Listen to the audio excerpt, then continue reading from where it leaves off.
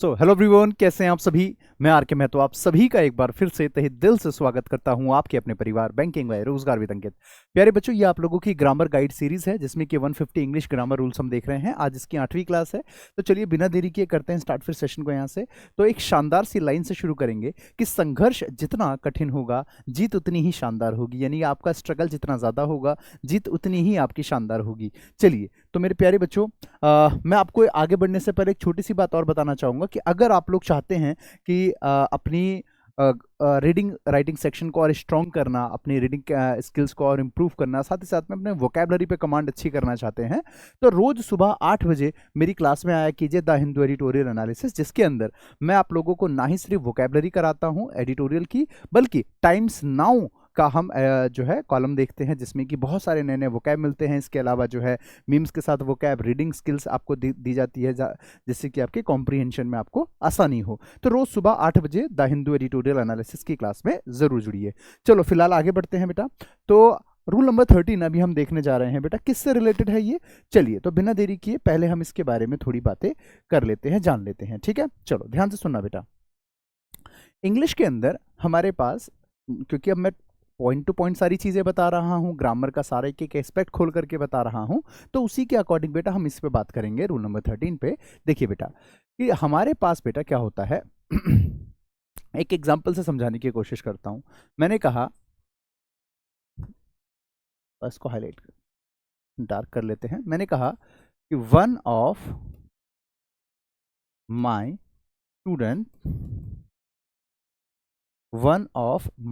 Student were waiting outside. जैसे ये sentence है, अभी ये गलत है और ये रूल मैं आपको पहले ही ऑलरेडी करवा चुका हूं, तो ऐसा नहीं है कि मैं उसको इसमें काउंट करूंगा। ठीक है, ये रूल ऑलरेडी हम कर चुके हैं।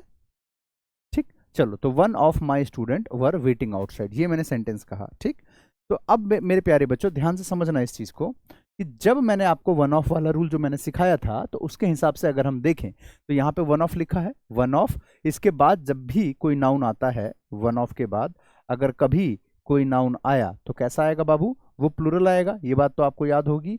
और इसके बाद जो वर्ब आया वो कैसा आना चाहिए बेटा, तो वो आना चाहिए आपका सिंगुलर। तो उसके हिसाब से हमें ये रूल तो सर पता है कि वन ऑफ के हिसाब से ये चलेगा कि हमारे पास स्टूडेंट का स्टूडेंट्स हो जाएगा। ठीक है, प्लूरल हो जाएगा हमारा। सबसे पहले इसको काट के हमने ठीक किया, वन ऑफ माई स्टूडेंट का स्टूडेंट्स हो जाएगा। ठीक है, और वर की जगह पे वॉज हो जाएगा, वर की जगह पे वॉज हो जाएगा, जो कि ये रूल आपको पहले से ही कराया गया है। तो इसमें कोई दो राय नहीं है। और ऐसा नहीं कि मैं इसको कह दूंगा रूल नंबर 13, नहीं नहीं, ये रूल नंबर 13 नहीं है, क्योंकि ये रूल मैं काउंट नहीं करूंगा, क्योंकि ये पहले ही आपको मैं करवा चुका हूं। ठीक है, तो मैंने फिर ये दोबारा क्यों लिखवाया, अगर मैं ये ऑलरेडी करवा चुका हूं तो मैंने ये दोबारा क्यों लिखवाया, वो रिलेट करवाने के लिए लिखवाया। क्या बेटा, तो रिलेट करवाने के लिए लिखवाया है। ठीक है, देखो इंग्लिश के अंदर बेटा हमारे पास जो है एक कॉन्सेप्ट होता है बेटा, ध्यान से सुनना।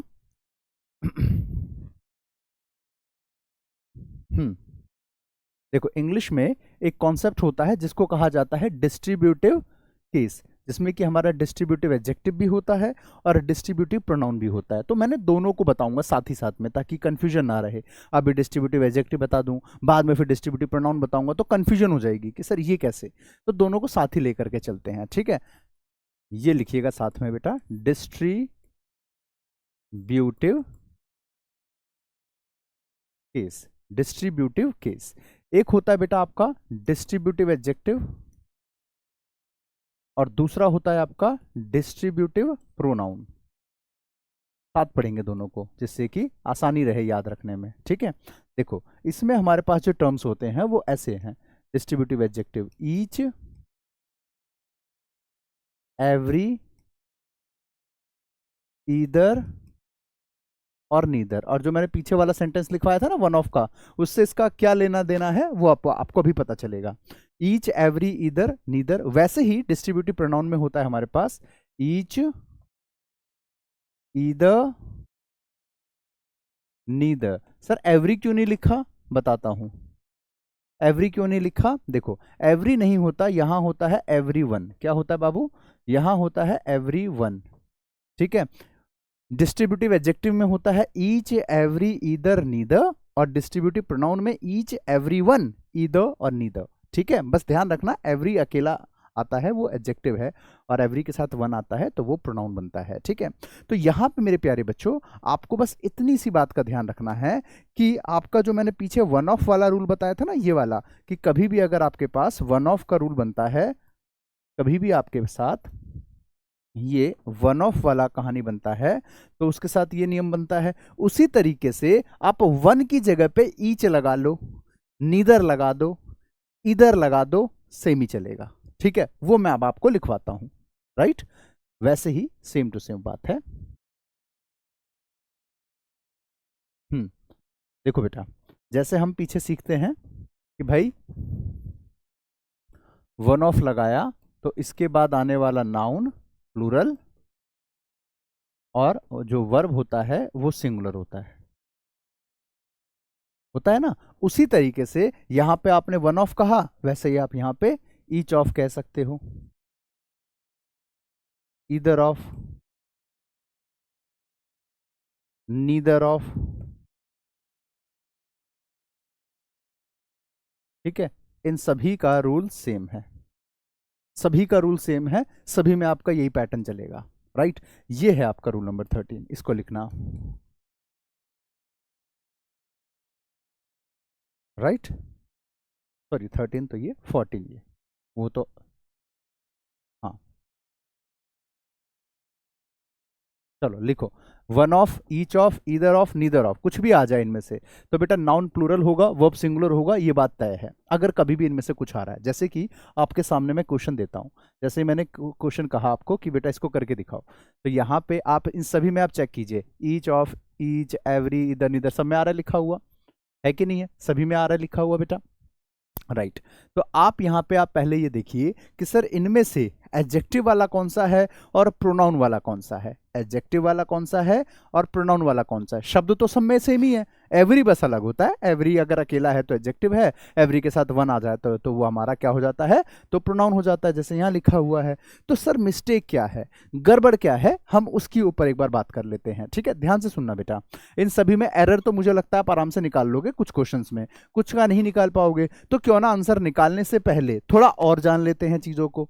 ठीक है, थोड़ा और खोल लेते हैं चीजों को। ठीक है, देखो अब डिस्ट्रीब्यूटिव एडजेक्टिव या डिस्ट्रीब्यूटिव प्रोनाउन को याद कैसे करेंगे, कैसे समझेंगे बेटा। देखो, अगर इनके जस्ट बाद नाउन आ रहा है, ठीक है, अगर इनके जस्ट बाद नाउन आ रहा है, ईच, एवरी, ईदर, नीदर, इनके जस्ट बाद अगर आपको क्या दिखाई दे बाबू, तो नाउन दिखाई दे। ध्यान रखना इसके जस्ट बाद आना चाहिए, जस्ट बाद इनके नाउन आ रहा है, तो इसका मतलब ये क्या है बेटा, तो ये सारे कहलाएंगे, इन सबको कहा जाएगा डिस्ट्रीब्यूटिव एडजेक्टिव। ठीक, और अगर इनके बाद नाउन नहीं दिखाई दे,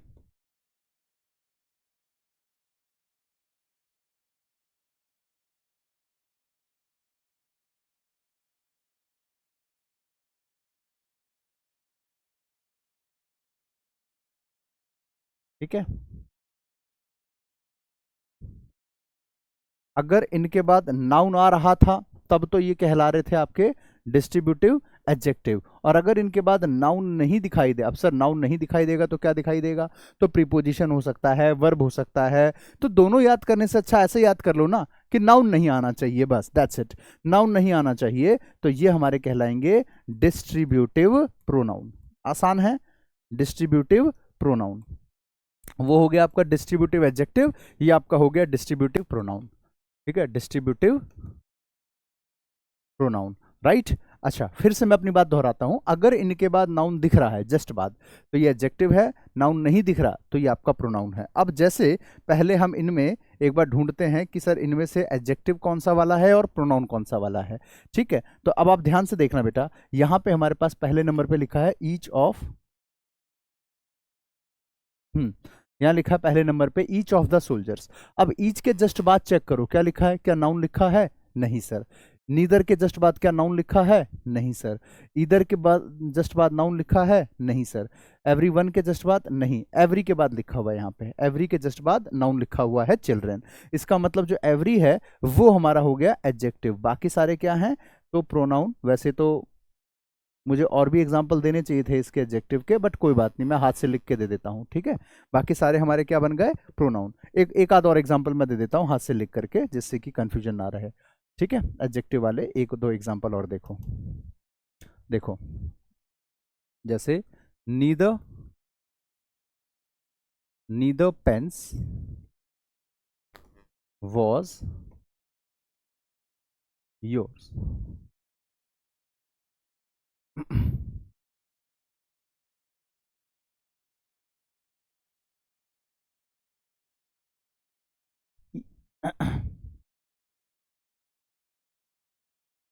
each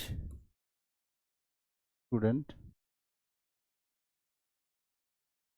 have a notebook, ठीक है, नोटबुक। अब देखो बेटा, यहां पे हमारे पास, इसमें हम चेक करें तो नीदर इसके जस्ट बाद नाउन लिखा हुआ है, ईच इसके जस्ट बाद नाउन लिखा है, इसका मतलब ये क्या है बाबू हमारा? तो एडजेक्टिव और एडजेक्टिव, ठीक है। तो प्रोनाउन और एडजेक्टिव को पहचानने का मैंने आपको क्या तरीका बताया बेटा? तो प्रोनाउन को पहचान, एडजेक्टिव को एक साइड पहचान लो, प्रोनाउन अपने आप आ गया। एडजेक्टिव यानी कि उसके जस्ट बाद नाउन आना चाहिए, अगर नाउन आ गया इनके जस्ट बाद, इसका मतलब ये एडजेक्टिव है, वरना pronoun pronoun pronoun pronoun, right, ठीक है। तो सर यहां तक तो हमें समझ में आ गई सारी बातें कि कैसे करना था।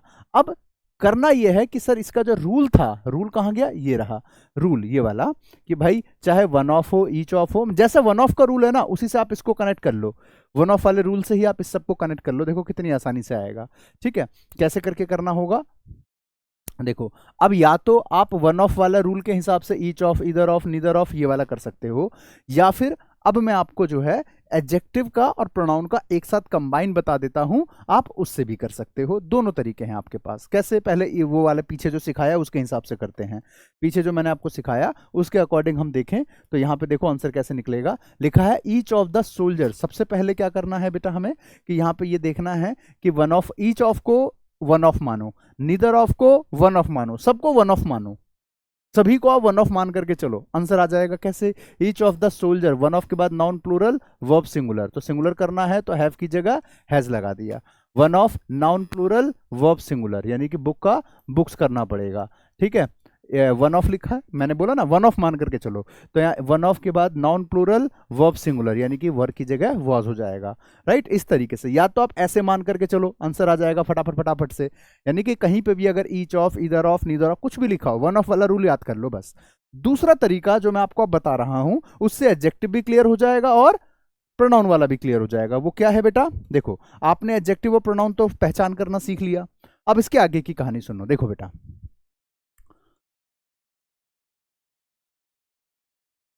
डिस्ट्रीब्यूटिव एडजेक्टिव, डिस्ट्रीब्यूटिव प्रोनाउन पहचान करना तो मैंने सिखा दिया, उम्मीद कर रहा हूं भूलोगे नहीं उसको, ठीक है। देखो, डिस्ट्रीब्यूटिव एडजेक्टिव, डिस्ट्रीब्यूटिव प्रोनाउन, आपको बस एक छोटी सी बात का ध्यान रखना है कि इन दोनों के बाद जो हमारा वर्ब आएगा वो सिंगुलर आएगा, चाहे एडजेक्टिव हो चाहे प्रोनाउन हो, हमें मतलब नहीं है भाई, चाहे डिस्ट्रीब्यूटिव एडजेक्टिव हो चाहे डिस्ट्रीब्यूटिव प्रोनाउन हो, वर्ब तो दोनों ही केस में कैसा आएगा? सिंगुलर आएगा, ये बात तो श्योर है, राइट। बस हमको ध्यान ये रखना है कि भैया डिस्ट्रीब्यूटिव एडजेक्टिव के केस में जो नाउन लिखा होगा या जो सब्जेक्ट लिखा होगा वो होगा सिंगुलर, और प्रोनाउन के केस में प्लूरल, बस इतना ध्यान रखना है। मैं अपनी बात दोहरा रहा हूं, ध्यान से सुनो बेटा, बहुत ईजी है। देखो, डिस्ट्रीब्यूटिव एडजेक्टिव हो चाहे डिस्ट्रीब्यूटिव प्रोनाउन हो, वर्ब तो दोनों में ही सिंगुलर आएगा, नो डाउट। बस इतना ध्यान रखना कि एडजेक्टिव के केस में नाउन सिंगुलर, प्रोनाउन के केस में नाउन प्लूरल। अब याद करने की ट्रिक क्या है? तो पी से प्रोनाउन और पी से प्लूरल याद हो जाएगा, पी से प्रोनाउन पी से प्लूरल, इतना याद हो जाएगा, ठीक है। ये महा इंपॉर्टेंट है, पूरा अभी तक जितना पढ़ा है ना उस सबका निचोड़ है ये, उन सबका क्या है बेटा? तो ये निचोड़ है, जो मैंने वन ऑफ वाला सिखाया था उससे तो सिर्फ एक साइड का निकाल पाओगे, नीचे वाला प्रोनाउन वाला, लेकिन ये जो सिखा दिया इससे दोनों निकाल लोगे। तो अब आपकी मर्जी है, चाहे पीछे वाले रूल के हिसाब से करो चाहे इससे करो, आंसर तो सेम ही आएगा। ठीक है, तो रूल नंबर 16 करके इसको उतारना।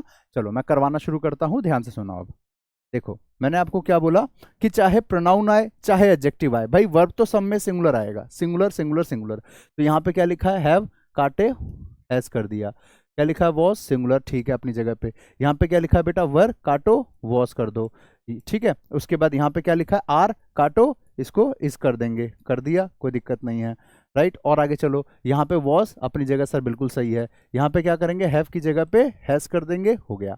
यहाँ तक क्लियर है। अब बस अब इतना करना है हमको कि भैया हमें जो है अब ये देखना है कि सब में हमने वर्ब सिंगुलर कर लिया, अब देखना एडजेक्टिव है तो सिंगुलर नाउन, प्रोनाउन है तो प्लूरल नाउन। कैसे, यहाँ पे देखो प्रोनाउन था तो प्लूरल नाउन करना है, सोल्जर्स सही है।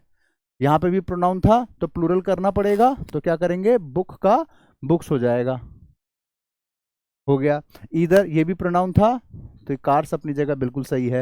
यहाँ पे एवरी वन ऑफ यू, इसको आगे देखेंगे। यहाँ पे आपका एडजेक्टिव है ना, तो एडजेक्टिव के केस में क्या बताया था, सिंगुलर, तो यहाँ पे चिल्ड्रेन लिखा है सर, चिल्ड्रेन नहीं होगा, चाइल्ड होगा। आपको बताया था ना, चाइल्ड सिंगुलर होता है, चिल्ड्रेन प्लूरल होता है, ये आपका हो गया। और आगे देखो, यहाँ पे एडजेक्टिव है तो एडजेक्टिव के केस में सिंगुलर चाहिए तो पेन हो जाएगा, ठीक है। स्टूडेंट ईच आपका एडजेक्टिव है तो सिंगुलर चाहिए, तो सिंगुलर तो सर पहले से ही है, कोई दिक्कत नहीं है।